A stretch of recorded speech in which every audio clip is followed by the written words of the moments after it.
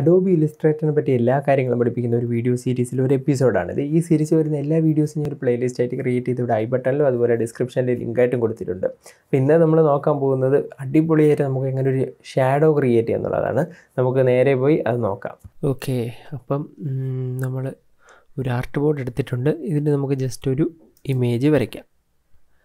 ഞാൻ ellipse tool എടുക്കുന്നു, ഇവിടെ ഒരു സർക്കിൾ വരയ്ക്കുന്നു, ഫില്ല് നണ്ണാക്കുന്നു, എന്നിട്ട് ആൾട്ടും ഷിഫ്റ്റും പ്രസ് ചെയ്ത് ക്ലിക്ക് ചെയ്ത് ഇങ്ങോട്ട് നീക്കുന്നു. എന്നിട്ട് ഇത്രയും സെലക്ട് ചെയ്യുന്നു. നമ്മുടെ favourite tool shape builder tool എടുക്കുന്നു, ആൾട്ട് പ്രസ് ചെയ്ത് ക്ലിക്ക് ചെയ്ത് ഡ്രാഗ് ചെയ്യുന്നു, ക്ലിക്ക് ചെയ്ത് ഡ്രാഗ് ചെയ്യുന്നു.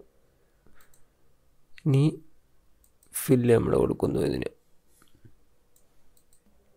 ഇനി നമ്മൾ പെൻ ടൂൾ എടുക്കുന്നു, ജസ്റ്റ് ഇങ്ങനെ ഇവിടെ ക്ലിക്ക് ചെയ്യുന്നു,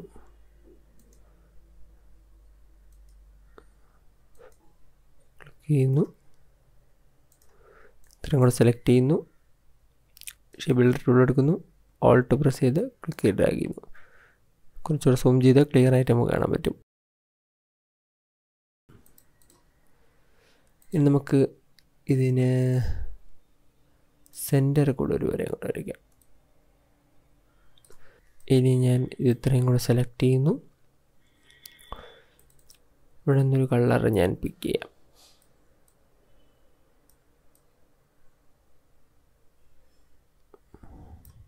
പിക്ക് ചെയ്തു. ഇനി ഷേപ്പ് ബിൽഡർ ടൂൾ എടുത്തിട്ട് ഞാൻ ഈ സൈഡിലൊന്ന് ക്ലിക്ക് ചെയ്യുന്നു. എന്നിട്ട് ആ ലൈൻ ബാക്കി ഇവിടെ വന്നിട്ടുണ്ട്, അത് ക്ലിക്ക് ചെയ്തിട്ട് ഡിലീറ്റ് പ്രസ് ചെയ്യുന്നു. ഇവിടെയും കുറച്ച് കാണും, ഡിലീറ്റ് ചെയ്യുന്നു. ഇനി നമുക്ക് ഈ സൈഡിൽ വേറൊരു കളർ കൊടുക്കാം. വാവ്! ഇത്രയും കൂടെ ഗ്രൂപ്പ് ചെയ്യുന്നു, Ctrl+G അടിച്ചിട്ട് ഇനി സെൻറ്റർ അലൈൻ ചെയ്യുന്നു. അപ്പോൾ അലൈൻ ചെയ്യാനുള്ള ഇതിവിടെ നിങ്ങൾക്ക് കാണാൻ പറ്റുന്നില്ലെങ്കിൽ വിൻഡോയിൽ പോയി കഴിഞ്ഞാൽ അലൈൻ എന്നുള്ളത് എടുത്തു കഴിഞ്ഞാൽ ഇതാ ഇങ്ങനെ ബോക്സ് ആയിട്ട് വരും. ഇത് യൂസ് ചെയ്യാം. ഇനി ഞാൻ ബാക്ക്ഗ്രൗണ്ട് ഒരു കളർ കൊടുക്കാം. അതിന് ഞാൻ റെക്റ്റാങ്കിൾ ടൂൾ എടുത്തിട്ട് ഇവിടെ ഇങ്ങനെ ഒരു ഇത് വരയ്ക്കുന്നു. Ctrl+Shift ലെഫ്റ്റ് സ്ക്വയർ ബ്രാക്കറ്റ് അടിച്ച് ഏറ്റവും ബാക്കിൽ പോകും. ഇനി ഞാനൊരു കളർ കൊടുക്കാം. ഏത് കളർ കൊടുക്കാം?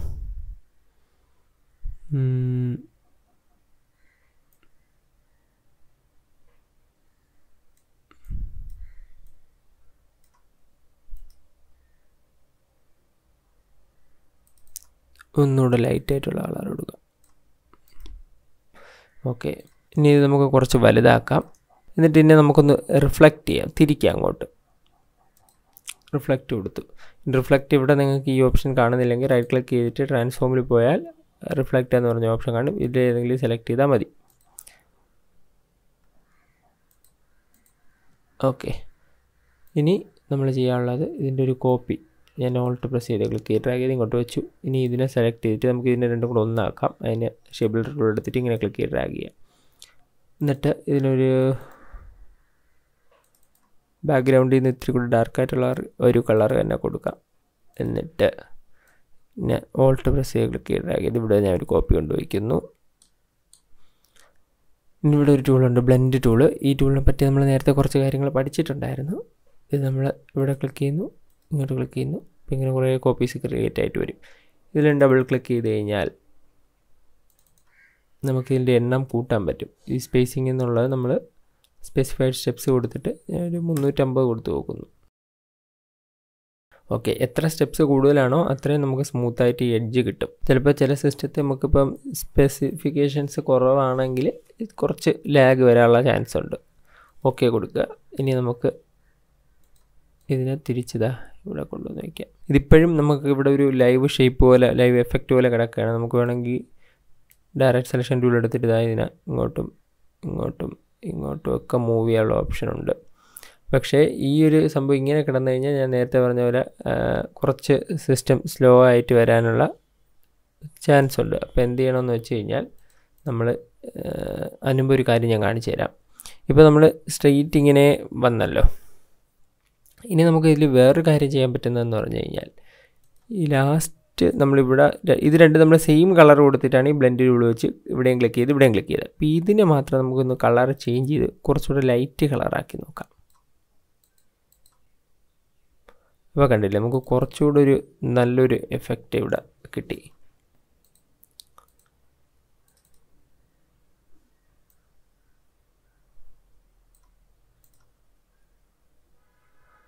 നമുക്ക് ഇങ്ങനെ ഓരോന്ന് വേണമെങ്കിൽ എക്സ്പെരിമെൻ്റ് ചെയ്ത് നോക്കാം. ഒരു ബന്ധമില്ലാത്തൊരു കളർ കൊടുത്ത് നോക്കാം. അതും കൊള്ളാം. ഡാർക്ക് കളർ കൊടുത്ത് നോക്കാം. കണ്ടില്ലേ, ഓരോന്നിനും ഓരോ എഫക്റ്റാണ് നമുക്ക് കിട്ടുന്നത്. എനിക്ക് കുറച്ചുകൂടി ഇഷ്ടപ്പെട്ടത് ലൈറ്റ് കളർ കൊടുക്കുന്നതാണ്. അതായത് ഇവിടെ നമ്മൾ ബാക്ക്ഗ്രൗണ്ട് കൊടുത്തിരിക്കുന്ന ഒരു കളറില്ലേ, ഇവിടെ ഫസ്റ്റ് ഒരു ലീഫ് കൊടുത്തിട്ടില്ലേ ഒരു കളറിൽ, അതിനെക്കാട്ടി ഇത്തിരി കൂടെ ലൈറ്റ് കളർ കൊടുക്കാം.